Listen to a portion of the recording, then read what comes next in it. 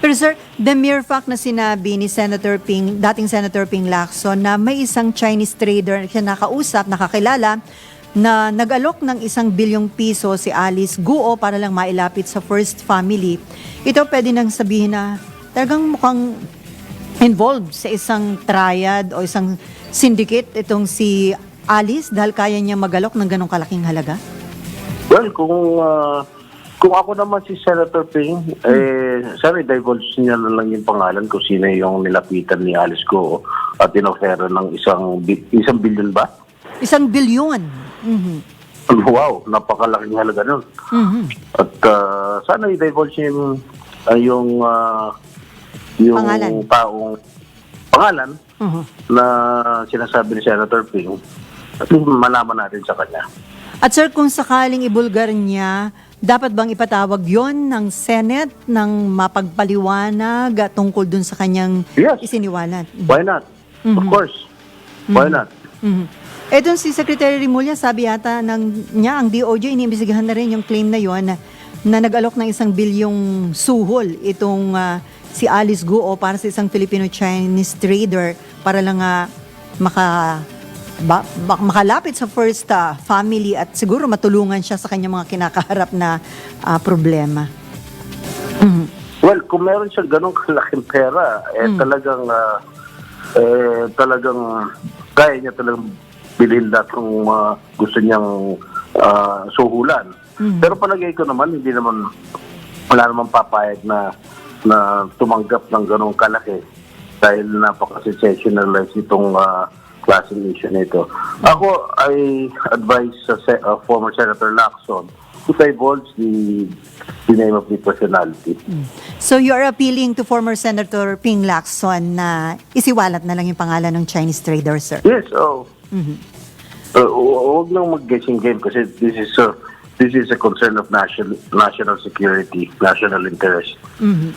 And then, sir, sabi ni PAOK Chief, si Undersecretary Gilbert Cruz, yung 1 billion payat pa nga daw yun. At nalulungkot siya dahil meron siyang mga kasamahan na talagang nagpaparinig, parang nandun yung parang parinig na kung pwede nga din siyang alokin.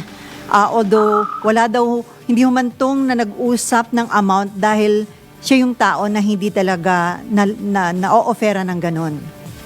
Well, all I can say is that I vouch for the credibility and integrity of former General Gilbert Cruz. Makatrabaho ko yan, naging chief of police ko yan nung mayor ako ng San Juan.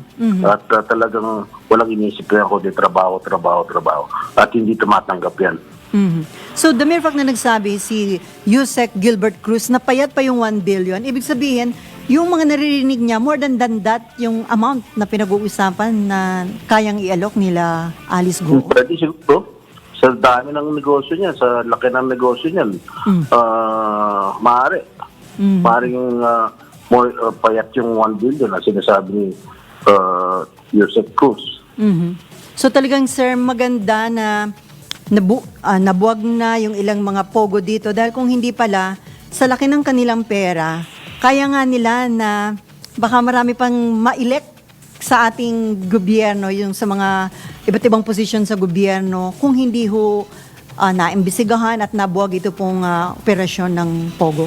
Malaking posibilidad dyan na baka sa susunod na eleksyon magkakaroon tayo ng senator-sponsored pogo, vice president-sponsored pogo, president-sponsored pogo, kahit sa pinakamababa, mayor-sponsored pogo, congressman, mga gano'n. Dami nilang pera. So, buti na lang ho at nagdesisyon ang ating Pangulo na talaga ipag-utos ang total ban. Ang challenge na lang ngayon ay kung maipatutupad ito ng epektibo, yung total ban ng pogo. Oh yes, very firm naman si Presidente sa kanyang speech sa SONA. Talagang total ban up to binibigyan din sila hanggang matapos itong taon na ito.